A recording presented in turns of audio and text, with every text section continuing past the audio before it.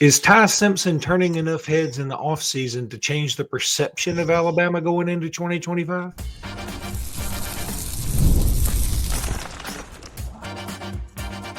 You are Locked On Bama, your daily podcast on the Alabama Crimson Tide. Part of the Locked On Podcast Network, your team every day. Hey, everybody. Welcome back into Locked On Bama, AHSA Radio Network's Luke Robinson. That's me. Alabama internet legend Jimmy Stein. That's him. This episode is brought to you by FanDuel. We'll talk about FanDuel in just a little bit. Want to thank you every day for being here every day. Thank you, newbies, for being here today. And thanks for everybody for making us first listen every single day. You guys are the best. So, Jimmy, Ty Simpson down at the Manning Academy, turning some heads. I mean, he's impressing down there. And I wonder if he gets enough good buzz out of that. Not that it matters. It's not that don't think that I think that if we win the preseason natty or from anybody on Sirius XM or Sports Illustrated or ESPN, that it truly matters. But I do like the idea of our quarterback coming in with people feeling much better about him and having less doubt than they already had, right? I think people don't even realize. I think it's kind of like that old story about, the frog and the pot on the stove. And if you just turn it up 1 degree every day and just turn it up 1 degree, you don't really notice. And before long, the frog will boil and not even realize it's that hot if you just turn it up 1 degree every day. That's sort of like what's happening with Ty in this sense. Ty was really good at the Manning Academy. As a matter of fact, some onlookers who observed all of it said Ty may have been the best of all the college quarterbacks on the final day, which is, every good quarterback in the nation was there. This wasn't like, just a grab bag of a handful of guys. Every good quarterback was there. Some said Ty may have been the best one. That's how far it went in terms of praise for him. Now realize they don't play football in the Manning Academy. It's a lot like, somewhat like Elite 11. Somewhat. It's not really, but that's just the best way to describe it. It's somewhat like the Elite 11 for some college quarterbacks. So Ty did exceptionally well. But here's what strikes me about it, Luke, now that people around the nation are like, wow, I think Ty Simpson might be good. And it doesn't surprise me and you at all. But going back to December, or no, let's go back to January.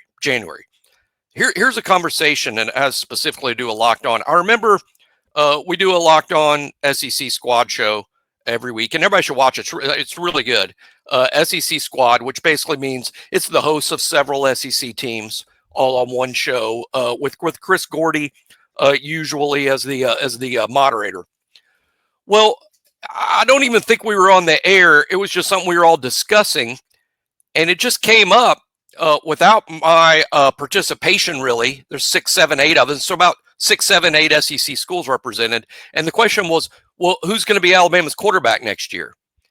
And they all said, people that are sort of SEC football experts, but not Alabama experts, it was their opinion collectively and almost unanimously that the quarterback was going to be Keelan Russell. And then they noticed, I guess, that I was there, and they're like, oh, well, Jimmy hasn't said. He was like, where's Waldo? Jimmy hasn't said. I said, I think it's going to be Ty Simpson. They looked at me like I was a man on the moon. They're like, great. Our Alabama guy on the Alabama network is the biggest idiot. He doesn't know. We all know it's going to be Keelan Russell. He thinks it's some guy we've never heard of. Yeah. Now look how things have changed. Since Ty goes into the spring and presumptive favorite, if anything in the spring, he just sort of exclamation points it. He's had a good summer. He goes to the Manning Academy, at least has some onlookers saying he may have been the best of all the college quarterbacks on day 3. And just the perception of the quarterback race, the perception of Ty Simpson has changed so much since January. I don't even think Alabama fans know how much it's changed. But in January, seriously, people from outside Alabama, they're like, oh, well, that 5-star hotshot, he'll be the quarterback. We never said that, but some people from outside did. Now it's not even really a possibility that that's the case, at least early in the season. Now, what we can't rule out is Ty performing poorly and Keelan becoming quarterback later in the year. Of course, that could happen. We're not telling it's not. I don't think it will, but we're not going to emphatically state that's not. But I do think we can emphatically say that the starter for the Florida State game, barring injury, is going to be Ty. Yeah, I go on Doug Amos's show every Wednesday, and He was I another remember Keelan guy. he's a Keelan guy. Yeah, He was a Keelan guy too. Now that you say that, I remember me and Doug when I guested in your spot back in January, and it was, yeah. Keelan's gonna be the quarterback, right? I'm like, ooh, And I have no he's gonna problem be Ty saying Simpson. at the very, Keelan signs, and you have the post signing euphoria of signing the best quarterback, and in some circles the best player in the country. And my first couple of visits on those Wednesdays, I was like, yeah, I think Ty's going to be the quarterback, but I think it's going to be close. But as the summer has worn on, and I've read more and probably calmed down from my own, Keelan Russell high, I'm coming to the conclusion that, yeah, this is Ty Simpson's. And this is, I think it's going to take a lot more to usurp Ty Simpson than I thought. It'll take less than what it was going to take to usurp Jalen Milroe, but it'll take more than I thought. And I think that's a good thing. I think, look, the best case scenario to me is Ty Simpson is awesome and moves on to the NFL draft and is a high draft pick, and then Keelan Russell comes in. Now, I mean, of course, Ty Simpson wants to come back if he's awesome. That's great too. But I'm saying if he's awesome enough, I think he'll be gone. And I think that's probably the way it should be. And if he is, then we get Keelan Russell. I mean, here's Keelan Russell, this kid that was just on the cover of Men's Health. I mean, what are you kidding me? I mean, he's Men's Health, who doesn't really talk a lot of football unless they get some male model to carry a football, so he seems more manly. And but Keelan Russell's on the cover, and they're like, yeah, even we know that this dude's the dude. And so we get it. I mean, we get the Keelan Russell love. We get the Keelan Russell hype. We're pro Keelan Russell. You can be both. People can think, hey, Ty's going to be great and Keelan's going to be great. Why does it have to be one or the other? Well, I guess it's just the nature of quarterback battles or quarterback controversies that has people believing that when there is, but it has people believing I have to be for one or the other. Why is it? And it's almost like they have to, if a lot of people, it's almost like, and I think it's almost subconscious. They're like, well, if I'm Keelan Russell guy, I'm an anti-Ty Simpson guy. And that's so don't have to be. And look, if Ty Simpson doesn't get it done, we will know pretty early. Alabama's schedule such that we will know it early. And then, yeah, Jimmy and I will be on there saying, yeah, let's give the young freshman a try if we can see that we don't think Ty Simpson's going to work. Jimmy will tell you very quickly, when you cross the line of demarcation for me, I'm done. I mean, you saw it with Mike Shula. Like, that was a while back now. So many of our younger listeners, they don't even know who Mike Shula might as well be Abraham Lincoln, some sort of historical figure that they read about that may or may not be fiction. I love Nate Bargatze's the comedian's thing on. He said, "Boy, if there was time travel and I had access to it, I don't even think y'all even hear about me going back," because he said, I'm not sure I could go back in time and prove anything. I'd find a guy and see a guy like on an old timey telephone, and I'd go, hey, one day we have phones in our pockets. And he'd go, really? How do you do it? He goes, I don't know how you do it. I don't know. I just know they do it. He said, maybe they use satellites. And the guy goes, what's a satellite? He goes, oh my God, I shouldn't even said that. It's just making it worse. And they said, I'd go back in time and do worse than I'm doing right now. He said, I'd be waiting tables instead of doing this. He said, it's just awful. But anyway, so I think that's a great point about the Ty Simpson thing. There are going to be some people, trust me, they won't admit it, but I know enough Bama fans who will read that Ty Simpson is doing well at the Manning Academy, and their first initial reaction, their gut will tell them, this sucks. That sucks because we wanted Keelan Russell. And then they will just slowly be like, okay, well, this is good. But Ty will never be good enough for those people. I know. No matter what Ty does this fall, and some people will be, Keelan would be better. They assume this without knowing. They just assume it to be fact. Do you know why? I don't think it's anything Ty has done. Somebody may say, well, I didn't like him in the South Florida game. You didn't see enough in the South Florida game, and those conditions were bananas. They're assuming, again, it's assuming if Ty was good, then Jalen would have been benched. That's it. Which is wrong. It's wrong-headed, but boy, so many people believe it like they believe that the sun is hot and ice is cold. They believe it like you believe in Bigfoot. For those who don't know, Jimmy is 100% on board with Bigfoot. That's Like, that's not real. It's sort feel of. free to clarify. I'll take that. There's enough evidence where it's worthy of actual scientific investigation. How's that? Enough evidence where it's worthy of scientific investigation. But see, this is the same thing. I'm not anti-Bigfoot. I hope there is a Bigfoot, but I'm not sure there's a Bigfoot. I'm not betting my life on it.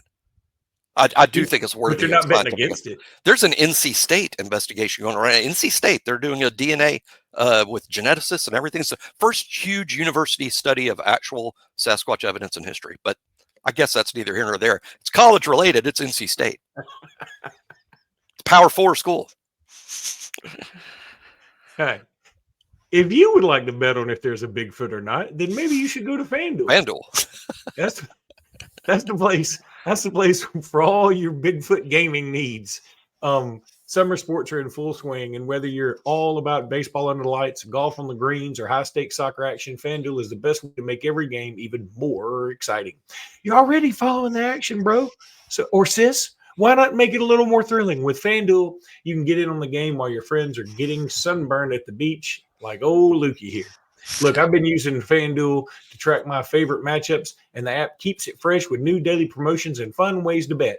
It's easy to use, fast to pay out, and makes even regular season games feel like must-watch events.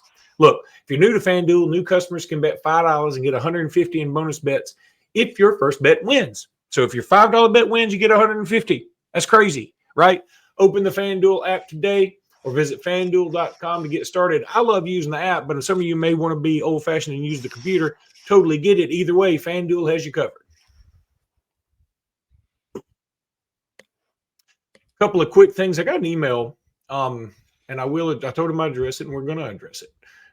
We won't go into it deeply, but we will go into it a little bit. I got to find it now, because it's going to take me a minute. But he emailed about running games in the SEC and how Alabama's running game has dropped off just a hair. And I'm trying really hard to find this thing, and if I don't find it, we're not going to address it. Okay. Well, I mean, I can address it without you finding. I mean, I believe it is true. It's not good enough. It's not good enough. Here it is. Got it. Nope. Sorry. Don't have it. Fumbled. That's a running game fumble. No, it's not good enough. What I'm interested to find, Luke, is removing Jalen Milroe and the read option out.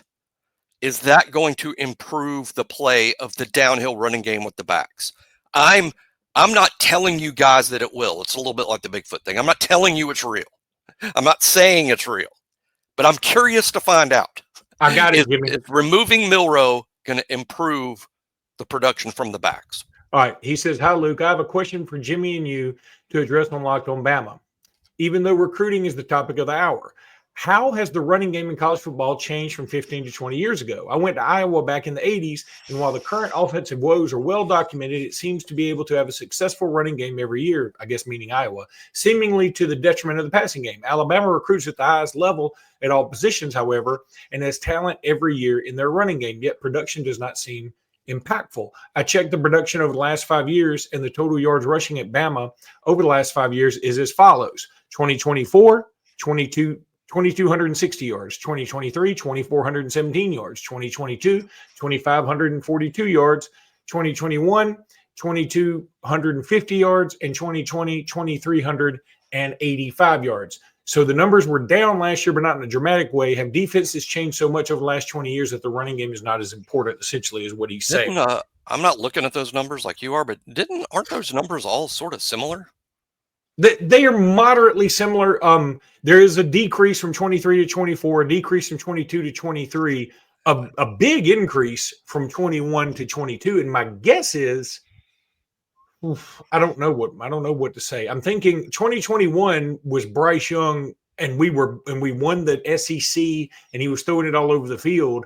Maybe 2022 He couldn't because we throw it didn't as have the same kind of well. receivers? I don't know. Gibbs was around in Yeah, 22, so they wanted to run the ball more. And I yeah. think Bryce was hurt. Milroe started a couple games, and they had to run the ball when Bryce trying to protect Bryce's shoulder. I think we ran it more just trying to protect Bryce after he was hurt in 22. Seemed to me that those numbers were sort of remarkably similar. Well, And also, there wasn't a real dip. I think the dip for me is last year the leading rusher by far was Jalen Milroe, and the leading rushing is Milroe and not so much Jam Miller. And that is going to we're going to talk about this a lot in the last segment too. But we've got to run the ball better from the running back position. It wasn't good enough last year or the year before. And with Jalen at quarterback, it probably should have been better because the other team assigns a spy to the quarterback. When the other team assigns a spy to the quarterback, that should make it easier for the back to get free because one of the run defenders is following the quarterback around. But it didn't really work that way. It just sounded more like theory than in practice in terms of the on the field production. Alabama does have to run the ball better. There's no question that needs to be an emphasis in fall camp. And also in 2023 versus 24, we actually played one more game because we played Georgia in the SEC title game. So maybe that accounts for I'm betting again. Maybe he only did it regular season games. I didn't look. I doubt it. I was probably whole season. I think those were whole season numbers. Really, my bet is we may have rushed for just a hair more in 2024 than we did in 2023 because we had an extra game. Well, Milroe's rushing yards were pretty spectacular. I couldn't sit here and tell you, but I would imagine he was close to leading the nation in rushing from the quarterback position. He would certainly be up there. So Alabama's overall rushing numbers last year were not bad. It's one thing about this drop off and all the offense. If you look at how Alabama's scoring points and moving the ball, it's really not that bad. If you're going to compare it to other teams in the country, it's not what it was in 2020 when it was the greatest offense of all time.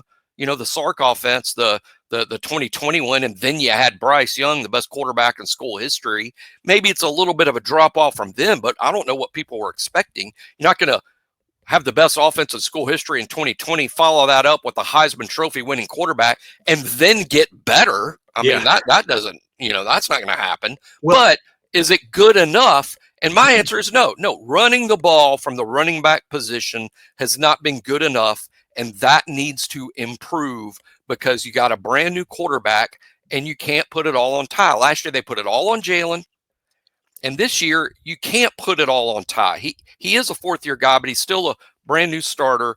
And I hate the word game manager. I think we ought to talk a lot about that, what that means over the next 3 weeks. I hate the term. It implies something that I think almost negative about the quarterback, when in fact it should be a positive. And that's what I want to see from Ty is managing the game well. Don't put it all on him to go out and win the game. Last year, they just asked Jalen, just go win the game. And, 9 times he did and 3 times he didn't. It brings up another point too, because I think some of these things are like mirages, for instance, or false narratives. Spencer with Locked On College Football, who's doing gangbusters, go check that podcast out. But he had me on the other day and he said, well, Alabama's just kicking butt in recruiting and they just got Xavier Griffin. This guy's great. How are they still getting so many defensive guys, even though their defense took such a massive step back last year? It did not. I said, wait a minute. I said, I hear what you're saying. I know why you're saying it. It's not dumb to say what you're saying. Because you have that Vandy game stuck right here, and the defense was awful that game. Nobody's going to maybe worst performance of all time. Assess that game differently. But otherwise, go back to the Oklahoma. You have the Oklahoma game in your mind. You're like, how did that team give up 24 points to an anemic Oklahoma squad? Well, one of them was a pick six. And 2 more turnovers put them right in the red zone. So, I mean, they could they had to score. I mean, even Michigan in the bowl game was gifted all their offense. And I said the same thing about Michigan. I said, and look back at Tennessee. I mean, shoot, if Jalen Milroe doesn't do a bad fade pass in the end zone that's returned out to the 50, there's another touchdown right there. And Tennessee's probably playing catch up. And all of a sudden in the defense, you're thinking, man, this defense is kicking butt. Yeah, I rewatched that game just last week. That game could have easily gone the other way. It didn't. All credit to Tennessee. booze to Alabama. But boy, that game, that one play that you just brought up, who did that change? That may have changed the outcome of the whole game. And hey, but that's on Alabama. That's on Alabama. But no, that's a great point you made with Spencer. And one thing I would have, it will blow people away to know this that don't know the program. Everybody that listens to this show every day, y'all already know the program. Alabama's defense last year gave up fewer points and fewer yards than any Alabama defense since 2017. Yeah. Since 2017. Fewer points, fewer yards than any defense in 7 years. But the national perception is what Spencer said. Boy, Alabama defense took a step back. Well, yeah, if you watch the Vandy game and didn't watch the rest. That's the only game you watch. Yeah. Only game you watch. You're like, this defense is a mess. And it was that day. Couple of quick hitters. First of all, Alabama basketball in the Las Vegas Players Era Tournament, they will 100% play UNLV and Gonzaga as their two games. And then the third game is TBD. But I like those two matchups. I think it's fun to play Gonzaga, and I think it's fun to play UNLV in Vegas. I'm hoping to go out to that second lane. Did you see the tip time? Huh? Did you see the tip time for the UNLV game? 8:30 Central and 11 p.m. Central. If I don't go to the game, I will not watch it. There's no chance I'll be up that late. Yeah, 11 p.m. tip in the Central Time Zone. 11 They might as well just say, hey, what time does Luke go to bed? Let's put it 2 hours after that. So, and then the second thing last night, everybody else was asleep, and for some reason, I was still up because I couldn't go to sleep yet. And like, I just was perusing through stuff on 24/7 and Rivals and everything else. And I went down on a rabbit hole of finding some things some people have said about you and me and Locked on Bama. And there is one guy on a Tennessee message board, like RG100 or something. He does not like me in the league. He doesn't like you, but he really doesn't like me. And part of me, I was like, I guess I'm doing my job, I guess. And he was like, he's nothing more than a fan. I'm like, yeah, I didn't say anything else. When have we? That's all I've ever been. And Eric that does Locked on Vols, Eric does that show, Eric Kane. He's a Tennessee fan. He's a Tennessee fan. That's what he is. Great guy. I like him. Good job. Does a good job there. Well, he's a Tennessee fan. You know what? They were killing him because they had one of our pods post the Tennessee game. And they were like, listen to these two jokers cry. And I was like, I mean, thanks for the views. But okay. Thanks for the views. Might have paid for a hamburger for us. Exactly. And they were like, well, at least that they defend their team. Eric doesn't even go to bat for Tennessee. I'm like, he's as big a Tennessee fan as I know. I mean, it's like people. It's crazy. Anyway, all right. Look, when we come back, we got to tell you about a guy that's going to commit this afternoon, we think, and also get into Jimmy's roster countdown.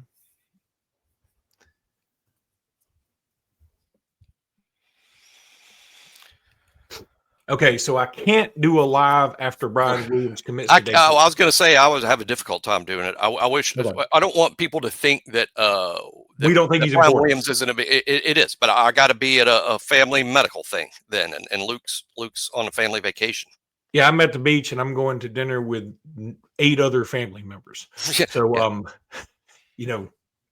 rather be talking about Brian Williams, but. Yeah, whisper it because they're all up. Yeah, I'll be at like a nursing home. I can't say, hey, great news. First of all, Alabama's going to tip off at 11 p.m. later this year. That's not a good announcement in a nursing home. If any of y'all can make it to November 25th, that'd be great. Oof. That would go over well. All right. So we think Brian Williams will commit today. We will talk about him a lot tomorrow on the show. We also don't want Brian Williams to be upset that we didn't do an emergency pod because of him. It's just, when these things run up on 4th of July week, it's kind of tough. Now, here's another thing. Sedarian Morgan commits tomorrow. I would leave a family event to go. I'll be available. I don't want to hurt Brian Williams' feelings, but see, Sedarian's an Alex City guy. So, I mean, and he's a 5-star, and we're doing a live show after Sedarian commits. You can yes, I can do that. I believe that's around 1:00 on Wednesday. That one's around 1:00. Oh God, I hope. Well, I thought it was at noon. It's noon or 1. It's noon or 1, but it depends on where you are. That's an excellent point. All right. So, but roster countdown. quickly. Where are we, Jimmy? We are 30 days from the start of fall camp. Can you believe that? Just 30 days and fall camp starts. 30 days away from Chargers Lions NFL preseason game. Number 30th best player on the whole team, Richard Young. God, we spent some of the second segment talking about running backs. Now Rich Young. I know Richard, but the coaches call him Rich. It's a good rap name. Rich Young? Yeah, it is. That is a good rap name. Because we were going to do Richard Young today, I went back and watched some high school tape just because I was curious about something. And it is, it's not a bad comp for Xavier Crowell. EJ Crowell looks. I mean, if you watch our high school tape, you're like, I can see this. Richard Young hasn't been a superstar back yet. I think when we signed Richard Young, I think a lot of fans thought that he might be. Hasn't worked out yet. Well, why? He's a true freshman, redshirted. Kind of top of the depth chart was kind of clogged. Last year was his first opportunity to play significant snaps. He was the third back, understandably, behind the older Justice Haynes or more experienced Justice Haynes, who had played more than Rich, and of course Jam Miller. I think this is Rich Young's make or break year for me. I think this is the year he answers: is he really good or is he just a guy? That's the question. I know it's a little harsh, but we need more production from the running back position. And Rich is going to be probably RB2 entering the year and healthy for now. And I think this is the great time for him to answer. And by the way, what do I predict? I predict he's going to do it in a positive way. I think he is going to prove that he's really good. We haven't seen it yet, but boy, this is an opportunity for him. And like I've said many times, I don't think Jam Miller is entrenched as RB1. I think Rich could win that spot. What does he need to do? Be productive, make some plays, make something happen in the run game. He's going to get every opportunity. He's a great prospect. He's a great kid, by the way. Rich is he's just a great person and a great kid and a great teammate. I'm really didn't I see that he was at Wilkin Formby's he was camp? at Wilkin Formby's camp. Yeah, him and Wilkin are super tight. I think they're even roommates. I think him and Wilkin and Proctor. He lives with the offensive lineman, which means you're the smartest running back alive to do that. But yeah, he even lived with Formby and Proctor. I think just last year. Great dude. Couldn't root for him any more than I am. But you're going to be RB2 with a chance to even move to RB1. How do you do that? Production. It's just bottom line to me. And he's, by the way, banged up last year. Let's give him a break there. I think he played a lot of last year, a little banged up. Now healthy, great opportunity, year 3, prove how good you are. Okay, so I'm assuming on your countdown, there's only one running back left, and that's Jam Miller, right? Correct. Okay, I just wanted to be sure because I was trying to go back and think. I know you've done Dre Washington. I know we've done A.K. Deere. Daniel Hill. Who am I missing? Daniel Hill. I know you did Daniel Hill, and I was like, there. Okay, so running backs are stacked in that order. Jam 1, Richard Young 2, Daniel Hill 3, Dre Washington 4, Kevin Riley 5, A.K. Deere 6. Yeah. Okay. Interesting. It's a deep room. On it's the one hand, potential. It's a deep room of potential. That's what I'm saying. I maybe I know I'm the sunshine guy. I'm going to be a little tough on those running backs. It's a bottom line business, just like winning and losing games. To me, I just want to look at that production, and I don't want to hear about the offensive line. I don't want to hear about the quarterback. I don't want to hear about the quarterback keeping it on zone reads. Be productive. Be productive. Make your yards so I can brag about you because I want to, because I like the room. I like the guys in it. Like you said, that room is long on potential, but that has to turn into production. It reminds me a little bit of there are a lot of Auburn fans claiming that they have the best wide receiver room in the country this year. I think it can be. I think, I love Cam Coleman. I loved him in high school. I love Malcolm Simmons. He also was from Ellick City. I loved him, and I think he was good last year. I think Malcolm actually was better than Cam last year. Some people may think I'm wrong. I thought Malcolm was better. Yeah, maybe it's because somebody couldn't get him the ball or whatever. I don't care. I'm just saying. I thought Malcolm their best 3 or 4 match up with anybody's best 3 or 4 in this league. I believe that. Again, I believe it. But I also, they throw in names like a Bryce Kane who didn't play last year, or some other wide receivers that are maybe coming in this year that they are very high on the Horatio Fields guy. I know Singleton's really good. But my point is that is also a room full of potential. I think Auburn's claim that they have the best wide receiver room would be more true than Alabama's claim that they have the best running back room. But I think that I think both of them are the thought process is okay. They have so much potential. Yeah. No, I agree. Oh, one recruiting note, just because it sticks on my cross, so I got to say, because it's been bothering me, because this happens so quietly. One of my favorite 2027 players in America, not just in Alabama, but one of my favorite ones in America is a linebacker at Williamson named Ellis McGaskin. A huge Ellis McGaskin fan, like him. You know, I don't know what Alabama's position on McGaskin is. I really don't. I just say Jimmy likes him, and Jimmy, you know, I love him. Quietly committed yesterday to Notre Dame. So real interesting. Wow. Yeah. Yeah. I did not say. Well, you talk about I know. quiet. That was quiet. Yeah, and I think it's because Alabama and Auburn weren't necessarily involved, but he committed to Notre Dame over LSU, Penn State, Michigan. I mean, he's got a lot of national offers and several SEC offers too, but commits yesterday to Notre Dame. Now, long way to go. We just talked about Xavier Griffin committed to USC too early. And I'm not saying McGaskin committed to Notre Dame too early. For all I know, he's going to stick there. I'm a Marcus Freeman fan. I'm a Notre Dame fan of that program they got going on right now. I admire what they're doing up there right now. They're different now. They are. And I you know, shout out to Marcus Freeman for building that. But gosh, I was just a little hurt over it because I'm a big Ellis McGaskin fan. Long way to go. Long way to go. But I'm with you. That was quiet. And I'll tell you what, committing to Notre Dame is a smart move for him, because if he was like, I want Alabama and Auburn's attention, let me commit to Notre Dame, and I bet you it'd get your attention. That would, I mean, I do know that this works in college. That probably got them scrambling to the film room. Yep. Like, is there something we missed here? Yep. Okay. That's going to do it for today's pod. We'll be back tomorrow with more. Until then, roll tide, everybody. Roll tide.